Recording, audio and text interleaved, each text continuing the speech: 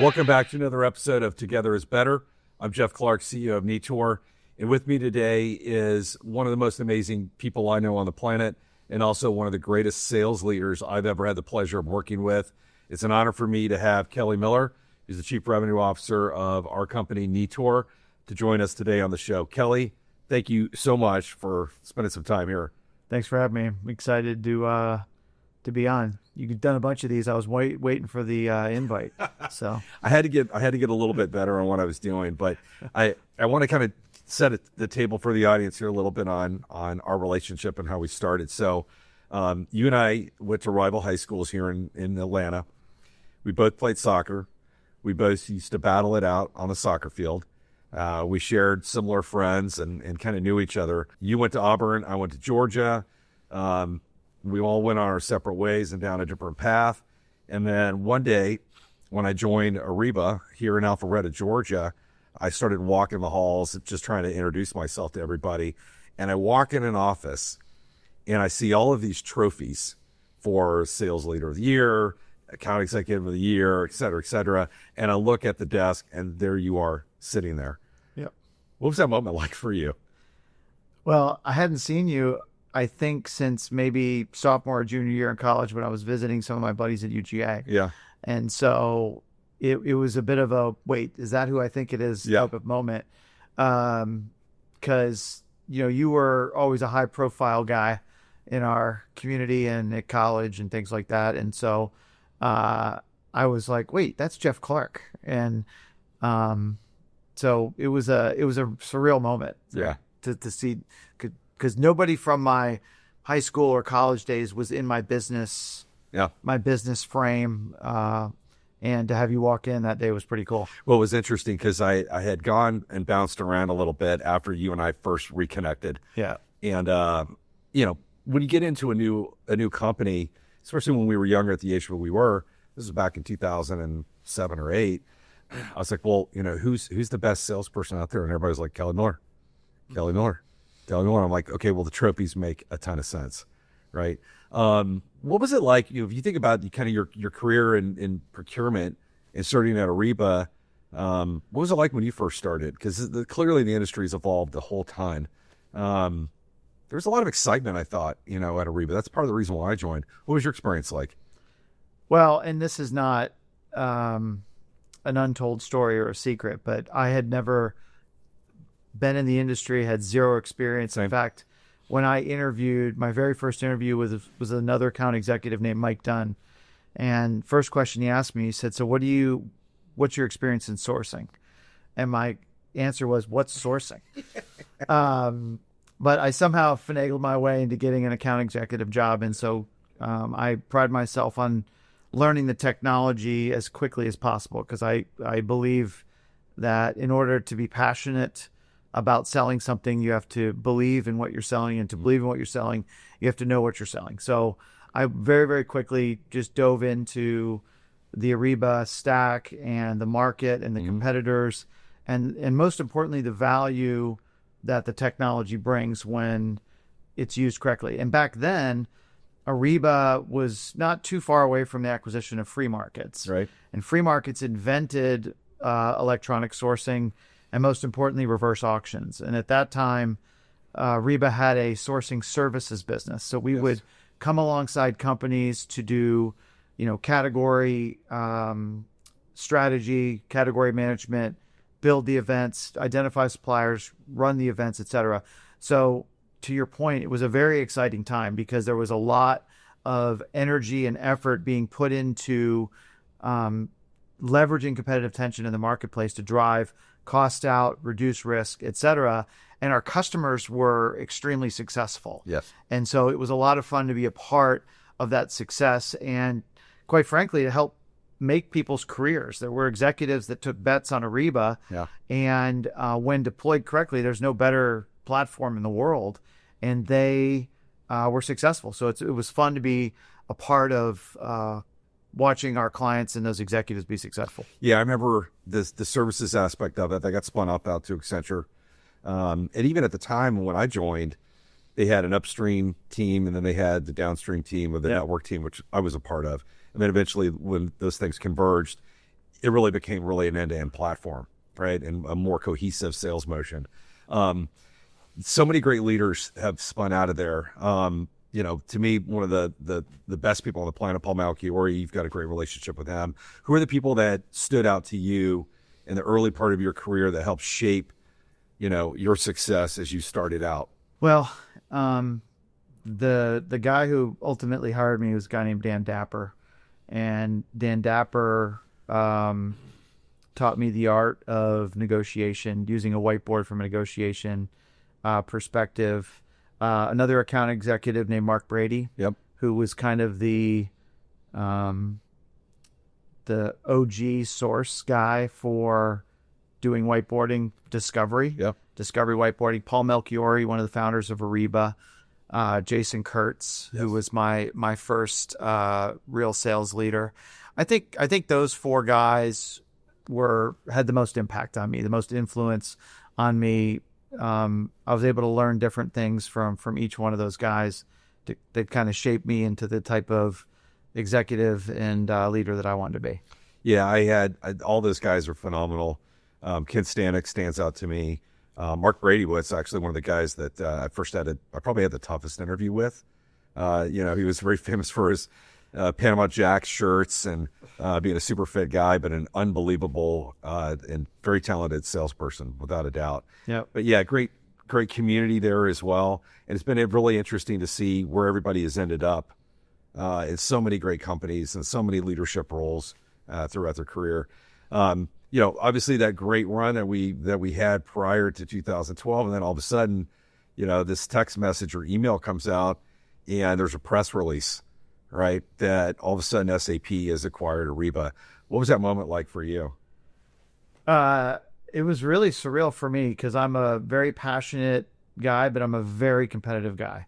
So, like, my opinion and disdain for our competitors rises to an unhealthy level. Which I've always admired. So I hated SAP because they were a competitor. Yeah. Right. So it was hard for me to process the fact that this organization that I've been selling against for 6 or 7 years was now going to be my company. So it took a little while to process that. But I was fortunate to get the opportunity to have a kind of a unique role when we got acquired, which I think really helped the transition for me. Yeah. Because, I had put myself out there with a lot of clients. There was active sales cycles, and, we didn't talk negatively about competitors, but we talked negatively about the idea of not going with Ariba. Yeah. Right. And so SAP was in the not going with Ariba bucket. Yeah. And so it was hard for me to figure out how I was going to shift that narrative. But like I said, I was given a pretty unique role after the acquisition that helped that. Yeah. And that was in financial services. It was in financial services. Yeah. So talk a little bit about that, right? Because that was not an SAP stronghold whatsoever, and a really challenging, obviously, environment as well. With at that time, the great financial crisis still had some residue left over, right? So a lot of challenges for those businesses. Well, financial services was always the number one or number two industry for Ariba. And so Ariba proper had a lot of gravitas within financial services. As you said, SAP's core business, had been around retail and manufacturing and, kind of the core ERP function. And so financial services wasn't the main driver in their customer base. But at the time, they had wanted to go hard into financial services. And so the global head of financial services, a guy named Simon Paris, out of Spain, was sitting on the board of directors and was kind of a rainmaker at SAP. And he came to the president of Ariba, Kevin Costello, and was like, hey, I need somebody that can help me build financial services, leverage Ariba in the marketplace to help SAP. And so Kevin tossed me over to Simon Paris, and it was a crazy year. I had to travel all over the world But got to know the SAP ecosystem, got to know a little bit more about kind of the global nature of kind of source to pay and supply chain and things like that. And then after that, when they verticalized Ariba into the verticals at SAP, they tapped me to lead the financial services organization in North America.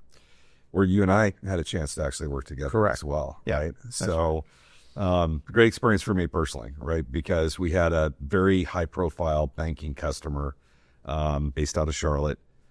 You and I had a ton of opportunity to go work on a complex opportunity together. And I learned a lot from you. I really did. Right. One of the things that I think has always stood you apart is your ability to mentor and train and take the potential of somebody and move them into a really high performer. What's your mindset on how you work with people, and especially because you work with a lot of young people through your ministry that you do, but in a professional environment, I see a lot of the same attributes on how you work with people. Yeah. What stands out? What's the most important for you in that? Yeah, you're touching on something I'm probably most proud of, and I won't throw names out there because I don't want to embarrass people, but like a lot of the current leaders at SAP and a lot of the former leaders that are now CEOs and presidents and other C-level executives used to work for me. Yeah. And so one of my gifts is being able to identify people's unique talents and leveraging those talents to help them be successful. And I think it's quite honestly a blessing that I find so much excitement and joy in seeing people become successful and then playing a role in their success. So throughout the entire career, whether I was an account executive or a sales leader or an executive, I've always found myself in a position to be mentoring and teaching and coaching. SAP used to have me lead ramp training 4 times a year for probably 5 or 6 years. So it's led my ramp training when I started. Yeah. Yeah. Yeah. In fact, I met a sales. I was in New York with you a couple weeks ago, and one of the sales leaders in the Northeast, after I had taken my hiatus from the business world, watched a video of some of my sales training. So it was still making the way around SAP for a few years after I left. Fantastic. And, Yeah. But that's the best part of my professional life is whichever people are put in front of me that I have the honor of working with, for, or who work for me. My greatest challenge and joy is to lean into their strengths, maximize their strengths to help them be as successful as they can be. Yeah. And that's what makes me excited. Yeah. You were totally instrumental in helping me think about how to be the highest performer that I totally could. And not just on a professional level, but also on a personal level. And so, as I look at, my personal mentor, especially spiritually, you've always been that for me, and you are for really hundreds of people. So you've got your professional career, obviously, and I think a lot of what you do and what you just described is also reflected in what you do in your personal life. You want to maybe talk about things that you're passionate about outside of work? Yeah, I think it's the same paradigm, but a different audience. So I've been involved in student ministry since 2003, and working with mainly teenagers in student ministry, just helped frame and shape what God has put in my heart as far as helping people achieve what's best for them and what's going to give them the most joy and opportunity. And, on the personal side, it's as rewarding as the professional side. Yeah. The accolades and the achievements aren't as measurable in the sense that there's not awards and quotas and things like that. And I wouldn't necessarily say we have goals, but getting to watch young people grow and become people of high integrity, high character, frankly, become people of love, people who want to do what love requires of them in the way that they treat people, their not just their colleagues or their friends or their family, but whatever profession that they have. Because at the end of the day, every human being, regardless of belief system, has a innate need to be seen, to be known, and to be valued. Mm-hmm. And it's not a trick, but when you become a person that values others as a lifestyle, as a priority, as a rhythm and a goal, it carries over into your professional life. I think one of the reasons that I've been so successful in business is that I actually seek to value the people that I'm working with. Yes. And that goes with customers, that goes into sales cycles, and it creates an authenticity and a trust between the people that you're selling to, the customers you're working with, the people that you're leading, the people that you're working for. It creates a paradigm of trust that's authentic. Yeah. Because they know that you actually care about them. And I used to tell even prospects all the time that I believe that there's a mutual benefit to us having a trust-based relationship, even if you never buy from me.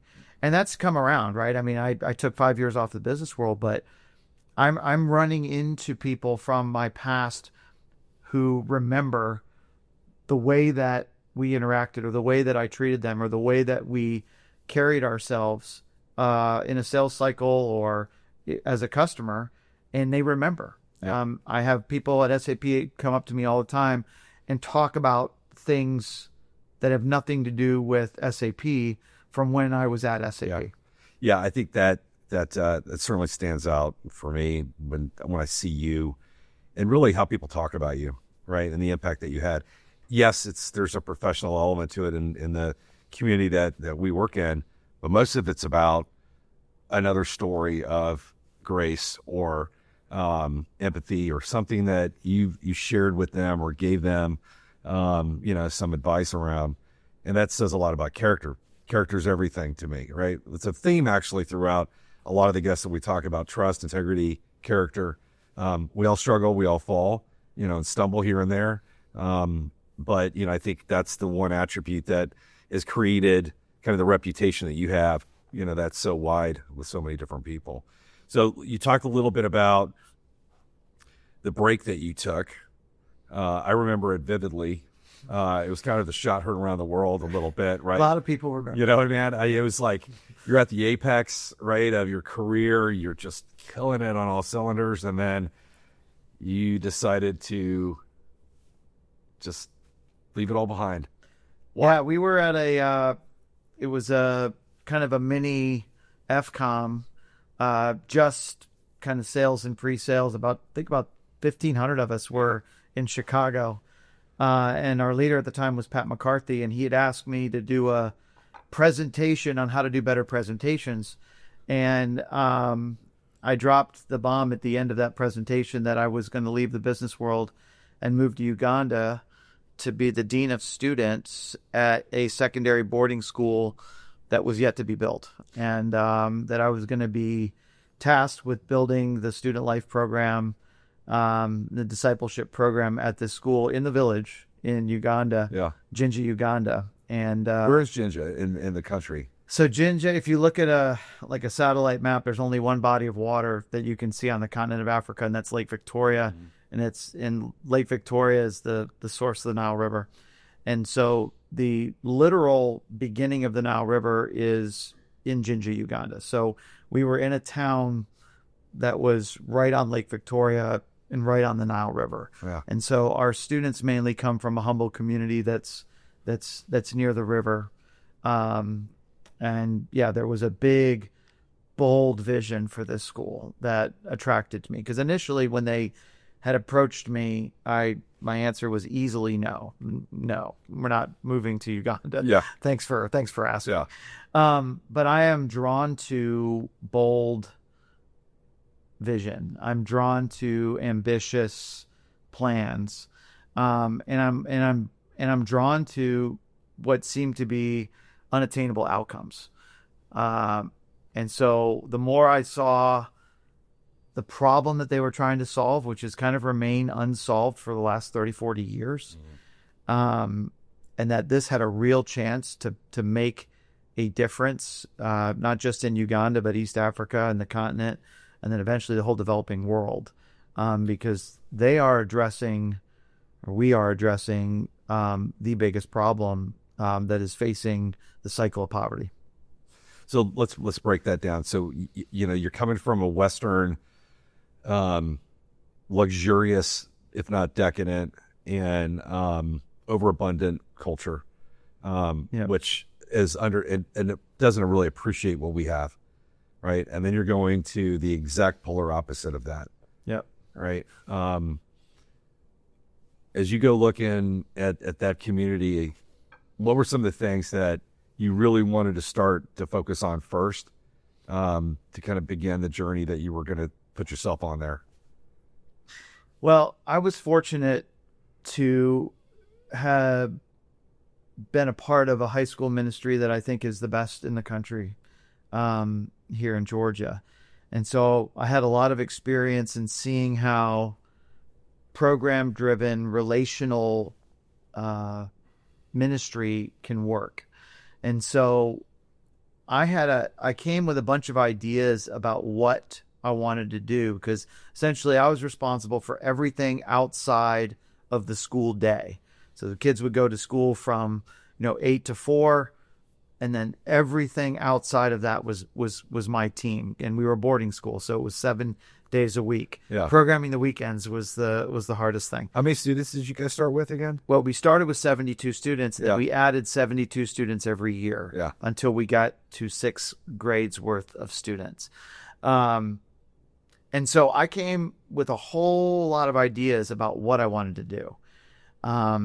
But and I believe that this is a gift that God gave me at that time and in that season, because generally my personality is, when I think I know what I want to do, I'm going to do it. Yeah. And I'm just going to direct everybody. This is what we're doing. Don't argue with me, whatever. But in this case, it was different, because this is a culture that was not my own. Mm-hmm. And there's preconceived notions about Westerners coming over there. Yeah. They didn't want me there. The community was afraid because there was white people involved. Yeah. There was a whole bunch of preconceived notions and misconceptions about America in general. And NGOs too. And NGOs for sure. There's been a lot of damage done by NGOs and ministries. And so everybody was skeptical about what we're doing, because we're building a school, a boarding school, that's not the norm. So we're willing to take a chance and try to break the system, but everybody was kind of against it. So when I came to Uganda, it was like, okay, I have an idea what I want to do. I'm going to hold that tightly. But what I was going to hold loosely was how we did it. Mm-hmm. So the common theme around my team and all the Ugandan staff that we were working with was, don't tell me no, tell me how. Don't tell me no, tell me how. And to an extent, we're still... I've heard you say that, by the way, in our company as well. Yeah. Right? Yeah. Yeah. And I developed that in Uganda, not here. And so I brought a lot with me to Uganda, and I brought a lot from Uganda back here. Sure. But the don't tell me no, tell me how was the biggest thing, because we had what we called family mentors. We had adults living in community with students. We didn't call them house parents, because we wanted their parents to play a role in the school. Yeah. And one of the biggest sacrifices that parents and guardians make in developing countries is they kind of lose the relationship with their students when they're sponsored and they go to boarding schools, because the students look to the sponsorship organizations as their caregivers now, because they're paying for everything. Yeah. And it disconnects the families from their students, which again contributes to the cycle of poverty. Right. So our goal was to engage the families, and that had never happened before. And so what I said, hey, I want my family mentors, and there were a mix of Ugandans and foreign nationals. I want them all to know these families. And like, you can't send white people into the village to build relationships. And I'm like, we are going to do that. Yeah. Don't tell me no, tell me how. That has to be the hardest part of getting started with that, is building that trust. Yeah. Right. But having the courage too. Yeah. And being bold, obviously, in your mission with Christ, right, to get out there and just connect with them. Again, a human being knowing that they have inherent value, being made in the image of God, is the starting point for any success. in changing anything in the developing world. You can do microfinancing and training and all these things. If you don't address the poverty of spirit, the poverty of identity, nothing is going to work. Yeah. And I knew this, right? And there's been good studies and books. The When Helping Hurts has always been a helpful tool. And you take all those principles together, and I'm like, if we're going to change this community, this country, the families of our students have to be involved. They have to know they have value. And so we just engage them in a friendship paradigm. And so I leaned on my Ugandan staff and our broader staff to say, hey, how do we bring the school to the community so that they feel like they can come to the school? And they're vested in it. Yeah. And they understand that's not a threat. Yeah. What about the family dynamic over there, right? I mean, obviously in the developing world, it's certain parts of it. The value of women in particular is not the same as it is in the West. How did that affect what you guys were trying to do? And what did you learn from that? It's kind of a complex question for me because I disagree with you a little bit. I don't think our culture values women.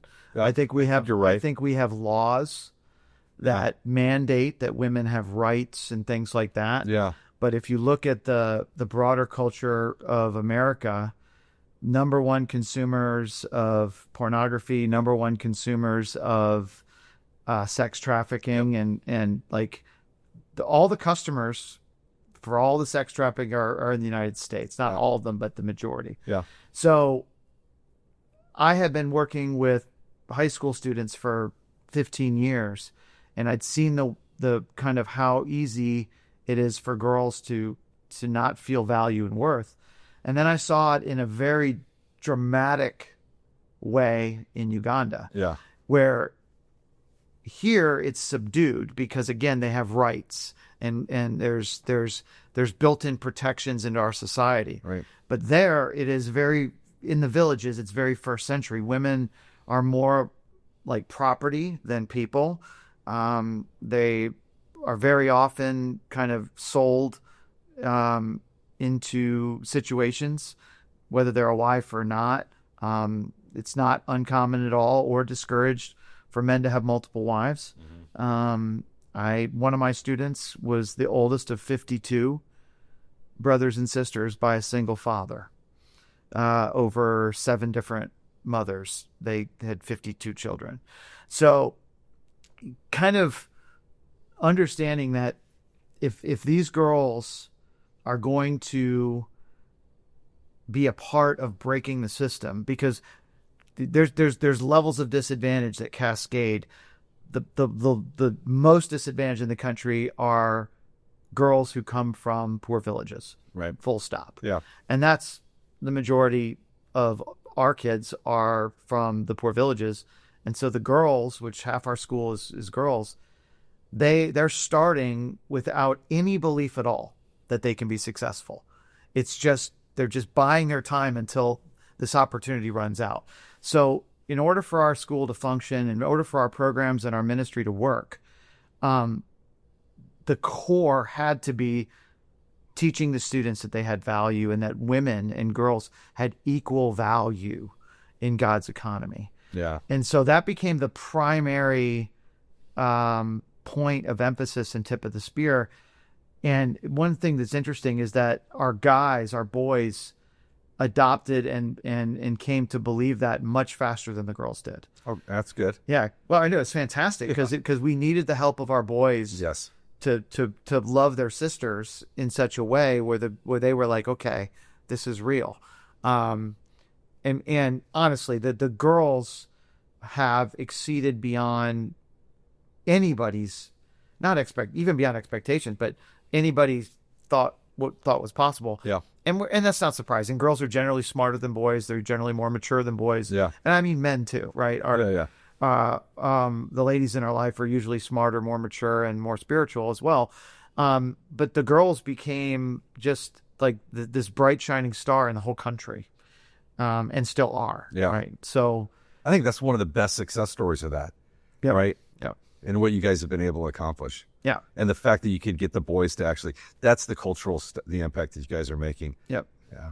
because it's not just about economics, Yeah. right? And we can see that in our country, right? We had a well-intended social safety net system in the United States, which has become a dark place for people to live. Instead of being a safety net, it's become a sorry, let me say that again. Degraded. Degraded. Yeah. It's become a degraded lifestyle. Yeah. Right? Like living in the safety net ecosystem it's not a good life. But the same issue that our students had in Uganda is that people who are living in our welfare system, in our safety nets, there's not an intentional effort to make sure that they know they have value. Because if there's one thing you can say positively about our country here is that it is the land of opportunity. But if people don't feel like they're worth that opportunity, they won't take that opportunity. Yeah. We were involved in the foster care system for a number of years before we moved to Uganda. And there's a whole bunch of opportunity that is available to kids in the foster care system, but very few take advantage of them because they don't feel like they're worth it. Right. And so they end up making choices and decisions that are just heartbreaking because they make these choices and decisions at a level that's consistent with the value that they believe about themselves. Yeah. So again, it's kind of like this overlap of my professional, personal world, in that professionally, if I could help people understand their value, help them identify what they're good at, lean into what they're good at, compensate or supplement where they're maybe not as strong, they're going to succeed. And if I can do that personally or professionally or both, that's the best case scenario. And in Uganda, you're trying to unwind, Centuries and centuries. The villages in Uganda have remained unchanged. Yeah. Right there. Yes, you go downtown and we go to Kampala, which is a couple hours away. There's still poverty and things like that, but there's much more industrialized things to see. But in the villages, there's no electricity sometimes, most of the time, no plumbing, very little economic opportunity. They get shoved into these horrible schools because somebody's paying their way to go, but there's zero chance they're coming out of those schools with any opportunity to make an impact in their community or in their country. So once a kid gets done with, let's say, what we would term K through 12, what opportunities do they have, right? Because you're talking about once they get out of that school process, and what should be the changes that are needed to give them an opportunity and a chance? Because you're obviously building them up and helping them with their self-worth, and they have potential ambition and opportunities. But where are the opportunities? Where should they come from? Is there a next level for them? Is it about bringing some industry to Africa as well? How do you break that cycle? So I've got to be careful because I don't want anybody to think that I'm being critical of sponsorship organizations or any ministry or NGO that's doing good work in the world. Yeah. Because there's no criticism of that. They're doing the best they can in a broken system. Right. But the reality is that 95% plus of young people that are fortunate enough to graduate from what we would call high school here, they just go back to the village to be poor. The cycle starts over again. And the cycle starts over again. So for most village kids from humble communities, however long they're in school, they have an opportunity to be fed, housed, and clothed for those years. Yeah. And so there's a whole bunch of reasons that there's a whole bunch of breakdowns, right? You got it for every million kids that start school in Uganda. And this is not just impoverished kids. This is period. A million kids start school. For every million kids that start school, less than 1,000 end up with some kind of post-secondary degree in a vocation or from university. Less than 1,000 out of a million, right? And what happens is you have a million that start, and then, more than half of those don't finish primary school. Primary school is 7 years. Right. They don't finish primary school. And then the ones that finish primary school, most of them don't finish secondary school. For the ones that actually finish secondary school, very few qualify for going to university. Yeah. Or just going. Yeah. Just being able to go. The other problem is that a big percentage of kids that go to school are sponsored.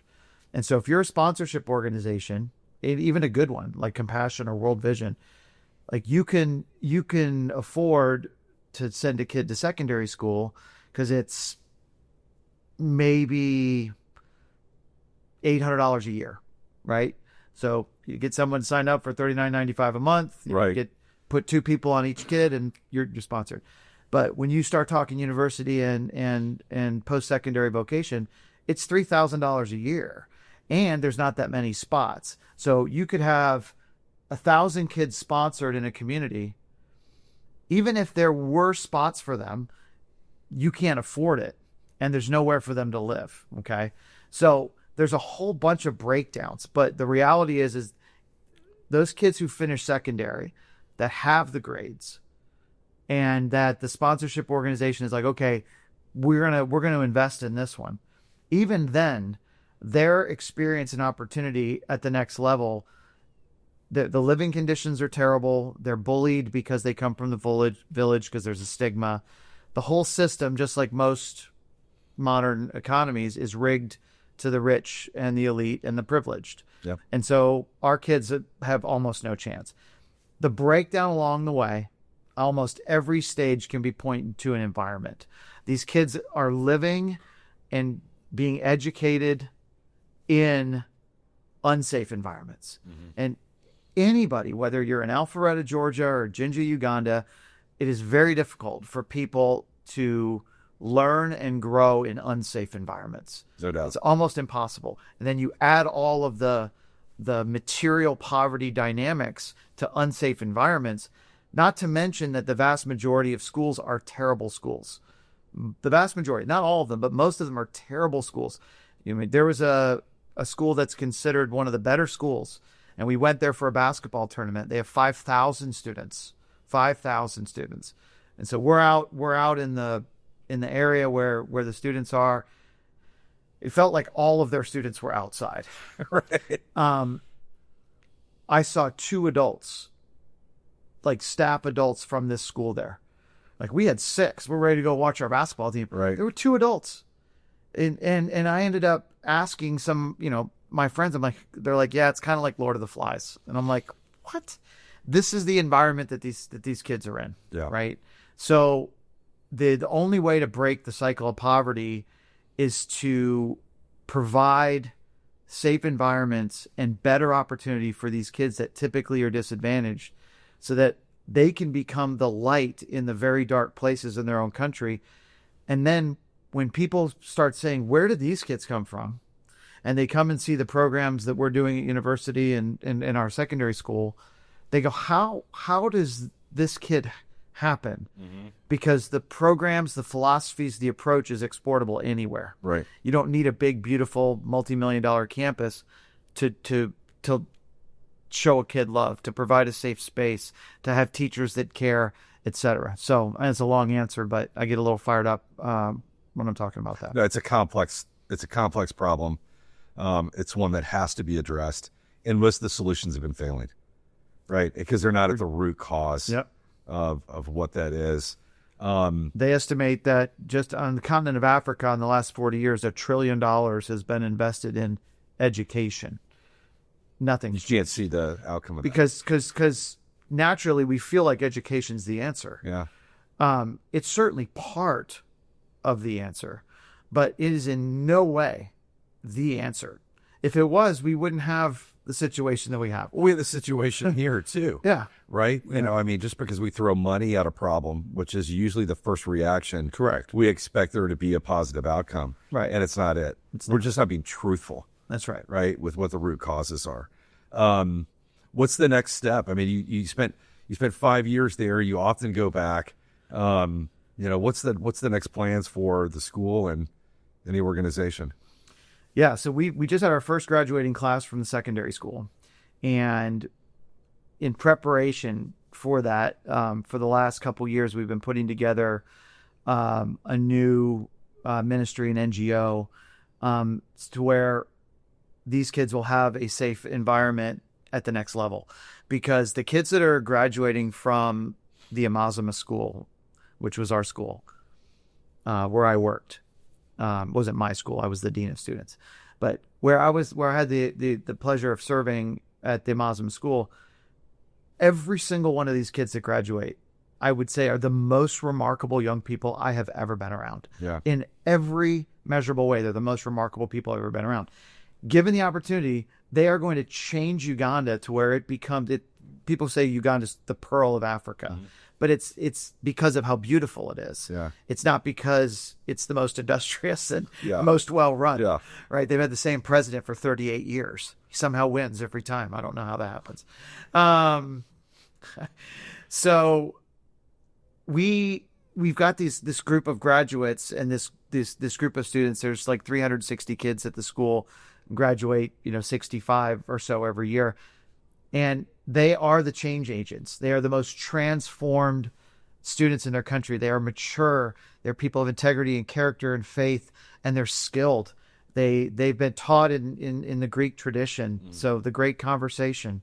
They know how to debate, think critically, and they know how to problem solve. Like we have the best test scores of any school in the country that doesn't buy the test ahead of time. Okay, so there are 1,500 schools in our district. We were third, and the other two are well known. Everybody knows who buys the test, Right. but it doesn't matter because of how corrupt the system is. So our students are ready, and so even though they've got good marks and we've got organizations that are willing to pay for them, the typical barriers are not there for them. But the big barrier that remains is where they're going to live at these universities. So what we've done is we have created, we have some temporary hostels that we own that we're going to run for 2 years exclusively for our students that come from our school. And then we're building a 2-acre campus we're calling the Sanctuary, which will house up to 180 university and vocational students where they'll live as adults, but they'll live in safety Right. and security. There'll be discipleship programs.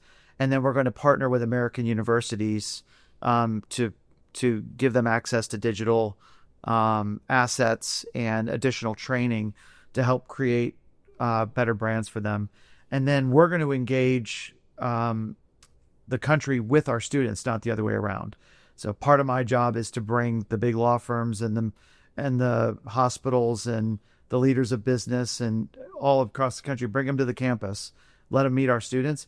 Because I'm telling you, every time somebody meets our students, they go, these kids are different. Yeah. So we're creating that opportunity at the next level.